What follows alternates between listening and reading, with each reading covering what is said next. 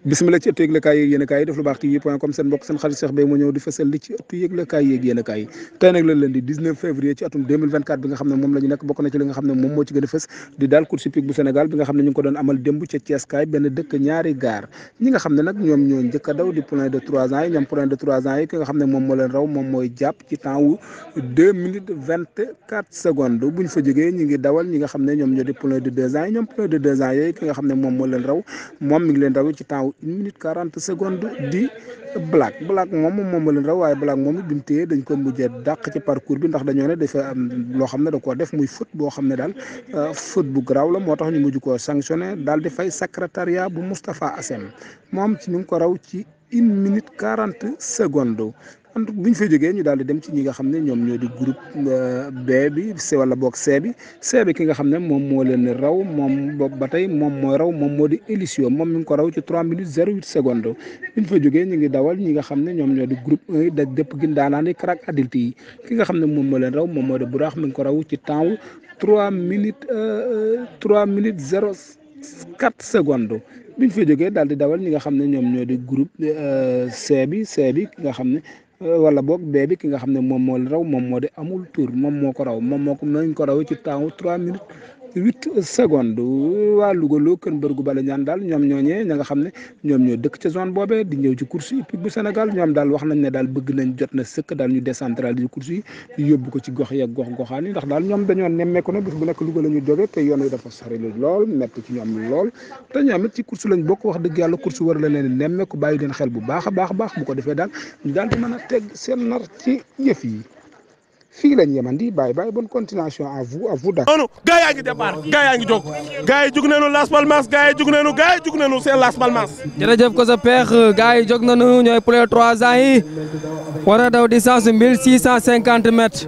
je pense bien ki nga xamante ni moom moo ñëw si kanam kasaak bleu blanc la ou bien njaab la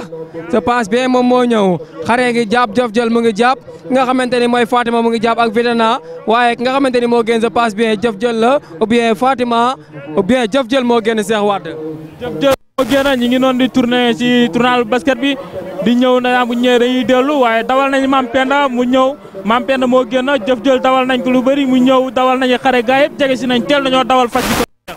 dawal nañu jëf jël moo génn Mam Penda moo génn en première position en deuxième position Fatima Mam Penda mi ngi noonu ci kanam ba léegi Las Palmas mi ngi bàyyi ko ci écurie bu mag moom mooy écurie Lambar Fall. jërëjëf sa peex laa ilaha illallah mu mel ni numéro 13 bi ñëw na ñu naan ko doomu Guyaar moo génn ngañ mu ndaw moo ko war doomu Soleil de Minuit la John Quart Sadazuel no zone danseur Mam Penda ngi jàpp jëf jël ñëw na xare ñëw na waaye doomu Guyaar moo génn tourné fi nga xamante ni mooy tournant le professeur Sakhir Thiam je passe bien Ndiab ñëw na ci kawam ni ko yokkal li ngay def Ndiab nag ou bien Ndiab moom doomu Go Parti la doo parki Arsans d'or dan xil dan sig no zone danseur ou bien Ndiab génn na léegi Ndiab génn na ko sa père. Ndiab génn en deuxième position doomu Guyaar moo nekk en deuxième position doomu Guyaar ak Ndiab moo nekk en deuxième position Mam Penda en troisième position Cheikh Wade. doomu Guyaar jàppaat na ki nga xamante ni si moo di Ndiab waaye troisième position ka fa taxaw moo di Mam Penda waaye ba tey ki nga xam ne moo génn mooy doomu Guyaar doomu Soleil de Minuit la ba tey doomu Guyaar moo génn Las Palmas. Ndiab ñëw na si kaw doomu Guyaar ni ko yokkal li ngay def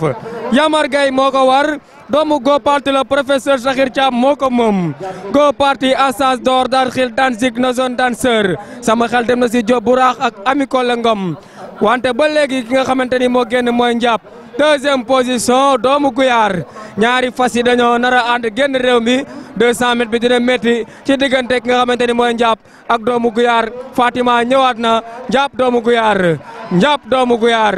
Ndiab doomu Guyaar Ndiab doomu Guyaar Ndiab doomu Guyaar Ndiab raw na première deuxième doomu Guyaar troisième Fatima